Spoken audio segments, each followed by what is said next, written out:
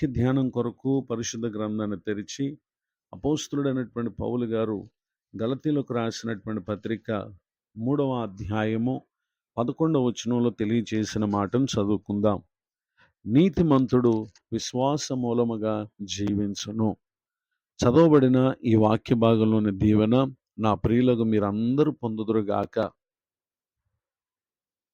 భూమి మీద ఏ ఒక్కరూ నీతిమంతులు లేరు అనేటటువంటి విషయాన్ని రోమీలకు రాసినటువంటి పత్రిక 3వ అధ్యాయము 11వ వచనంలో అక్కడ తెలియచేస్తూ 22, 23, 24, 25 వచనాలలో యేసుక్రీస్తునందలి విశ్వాసం మూలముగా క్రీస్తు యేసునందలి విమోచనము ద్వారా నీతిమంతులు కాని ప్రతి ఒక్కరూ అందరూ పాపం చేసిన వారే కానీ ప్రభునందలి విశ్వాసము, ప్రభు ద్వారా కలిగిన విమోచన చేత మనము నీతిమంతులంగా తీర్చబడుతున్నాం అనేటటువంటి విషయాన్ని ఇక్కడ తెలియచేయటం మనం గమనించగలం.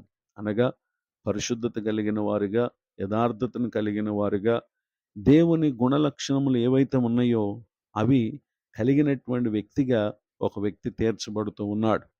నాడు ఆయన తన పోలికలో తన స్వరూపమందు ఆయన మనుషుని చేసిన రీతిగా ఆయన స్వభావమును ప్రతి ఒక్కరు ధరించుకొని ఈ భూమి మీద ఏ విధముగా దానిని అంతం వరకు కలిగి ఉండగలరు అని అంటే దేవుని యందు ఉంచిన విశ్వాసం మూలమననే అనేటటువంటి సంగతిని ఇక్కడ తెలియచేయటను మనం గమనించగలం. భూమి మీద విశ్వాస సంబంధమైనటువంటి జీవితానికి ఎన్నో పోరాటాలు ఉంటాయి. అయితే హబక్కూకు గ్రంథం 2వ అధ్యాయము 4వ వచనంలో అక్కడ ప్రవక్త ద్వారా ప్రభు అంటున్నారు, అయితే నీతిమంతుడు విశ్వాస మూలముగా బ్రతుకును అని ఇక్కడ తెలియచేయటం గమనించగలం. అదే రీతిగా రోమీలకు రాసినటువంటి పత్రిక 1వ అధ్యాయం 17వ వచనంలో ఇక్కడ పౌలు గారు జ్ఞాపకం చేస్తూ ఉన్నారు రోమా సంఘానికి, నీతిమంతుడు విశ్వాస మూలముగా జీవించునని రాయబడి ఉన్నది అనేటటువంటి విషయాన్ని అక్కడ గుర్తు చేయటం మనం గమనించగలం. నిజమే, విశ్వాసం మూలమున కాక మరి ఏ విధముగాను ఏ ఒక్కరు కూడా భూమి మీద ప్రభు కొరకు బ్రతకలేరు. హెబ్రీలకు రాసినటువంటి పత్రిక 10వ అధ్యాయము 37, 38 వచనాల్లో ఇక కాలం బహు కొంచెముగా ఉన్నది, వచ్చుచున్నవాడు ఆలస్యం చేయకపోవచ్చును.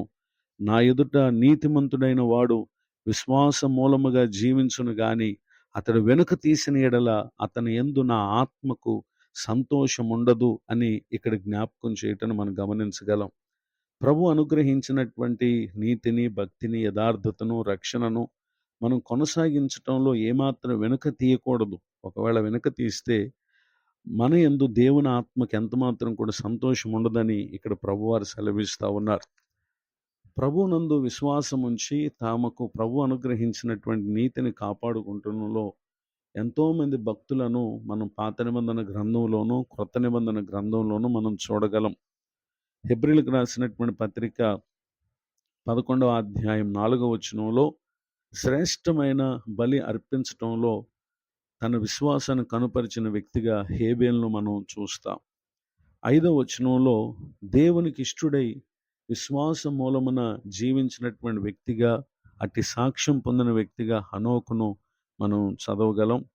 6వ వచనంలో రాయబడినటువంటి వాక్య భాగంలో అక్కడ ఏమనుందంటే, ఈ విశ్వాసం అనేది ఒక వ్యక్తికి లేకపోతే ఏ వ్యక్తి కూడా దేవునికి ఇష్టడుగా ఉండటం అనేది సాధ్యం కాదు. అంటే ఎన్నో ఇబ్బందుల మధ్య దేవునిని విడిచిపెట్టే పరిస్థితులు వస్తే కనుక ఖచ్చితంగా దేవుని యందు విశ్వాసమే ఒక వ్యక్తి దేవునికి ఇష్టడుగా ఉండటానికి కారణమని జ్ఞాపకం చేస్తూ ఉన్నారు. అలానే 7వ వచనంలో నోవాహు గారిని మనం అక్కడ చూస్తాం. 8వ వచనంలో అబ్రహాం గారిని చూస్తాం. 9వ వచనంలో ఇస్సాకు, యాకోబు గారులను మనం అక్కడ చూస్తాం. 11వ వచనంలో శారా గారిని గురించి రాయబడిన విషయాలను అక్కడ మనం చూస్తాం. అలానే 20వ వచనంలో అక్కడ విశ్వాసమును బట్టి ఇస్సాకు జరగబో సంగతుల విషయమై యాకోబును ఆశీర్వదించటను మనం అక్కడ చూడగలం. 21వ వచనంలో విశ్వాసమును బట్టి యాకోబు తన అవసాన కాలమందు యోసేపు కుమారులు ఒక్కొక్కరిని ఆశీర్వదించటను మనం చూస్తాం. ఈ విధముగా ఎందరో భక్తులు వారు దేవుని అందించినటువంటి విశ్వాసమును బట్టి ధనము కంటే క్రీస్తు విషయమైనటువంటి నింద గొప్ప భాగ్యమని ఎంచుకున్నారు. అనేక మంది దేవుని కొరకు ఎన్నో శ్రమలను, బాధలను అనుభవించినటువంటి వారినిగా ఉండటను మనం గమనించగలం. దీనంతటికి గల కారణం ఏంటంటే విశ్వాసము అను దాని మూలముననే ఈ భూమి మీద మనం ప్రభు కొరకు జీవించటం అనేది ప్రభునందుంచు విశ్వాసం ద్వారానే. కానీ ఏ విషయాల మీద మనం మనసు పెట్టినా ఏమాత్రం మనం ప్రభు కొరకు బ్రతకలేం అనేటటువంటి సంగతిని దేవుని యొక్క వాక్యం మనకు సెలవిస్తూ ఉంది. ఈ మాటలు వింటున్నటువంటి నా ప్రియ సహోదరి సహోదరులు, మీలో బలహీనత, భక్తిహీనత, అపవిత్రత, మీ ఆత్మలు దేవుని రాజ్యాన్ని చేరక అవి పాతాళంలో త్రోయబడేటటువంటి స్థితికి గల కారణం ఏంటంటే ఎక్కడో మనం విశ్వాసం విషయంలో బలహీనమవటమే గల కారణం. గనుక నేడు విన్నటువంటి ఈ వాక్య ప్రకారంగా ప్రభు కొరకు జీవించతలిచిన ప్రతి ఒక్కరు కూడా దేవుని యందుంచిన విశ్వాసమును బట్టి అనేక పరిస్థితుల్లో ప్రభు కొరకు నిలిచి మనం పొందవలసిన నిత్య జీవానికి వారసులగుటకు పరిశుద్ధాత్మ దేవుడి ఈ మాటలు మన కొరకే దీవించునుగాక. ఆమేన్. ప్రార్థన. కృపగలిగిన మా తండ్రి, మీకు వందనాలు. నేడు విన్న ఈ మాటలు మా ప్రియుల హృదయాలలో ఫలింప చేయండి. ఎందరో భక్తులు మీ అందుంచినటువంటి విశ్వాసమును బట్టి వారు తమ ఆత్మలను రక్షించుకొనుటకు అంతం వరకు వారు నీ మహిమార్థమై జీవించారు. అదే స్థితిలో మేమందరం కొనసాగునట్లుగా సహాయం చేయండి. దైవజనులను, వారి కుటుంబాన్ని, సేవా పరిచయను దీవించండి. కృంగిన వారిని లేవనెత్తండి. నూతన సంవత్సర దయాకిరీటాన్ని పొందిన మా ప్రియులను ఆశీర్వదించండి. సమస్త విషయాలు మేలు కలుగు చేసి నీ ప్రజలను దీవించమని యేసుక్రీస్తునామములో ప్రార్థిస్తున్నాను తండ్రి. ఆమేన్. తండ్రి, కుమార, పరిశుద్ధాత్మ దేవుడితోనే నడిపించునుగాక. ఆమేన్. నేడు